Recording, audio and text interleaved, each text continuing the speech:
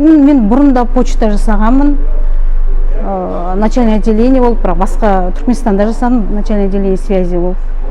Ол жақта Советский Союз уақыт қой енді. Мен 2007 жылы осы Ақтаудағы филиал Қазпочтаға жұмысқа кірдім. Осы газетный сортировкаға солдан осы бір жерде жұмыс жасап келе жатырмын, өзіме ұнайды. Сондықтан осы жерде қалдым десем болады. Негізі бір күнде әртүрлі келеді. Бір күнде көп келеді, кейде аз келеді. 5000-дай газет келеді, кейде 2000-дай газет келеді. Мен мына район, осы центральныйге берем, осы Ақтауға и райондарға жіберем. Например, Форт Баутина, станция Маңғышлақ, Құрық, түгел осы Маңғыстау облысындағы райондардың бәріне жіберем. Негізі шапшаң істеу керек. Онда таңертең біз таңғы таңда 4-те жұмысымыз бастаймыз.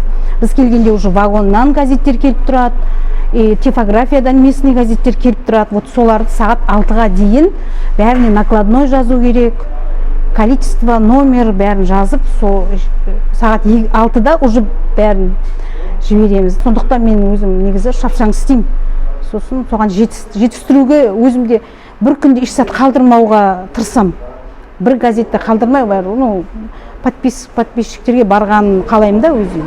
Сол үшін тез-тез шапшаң істеп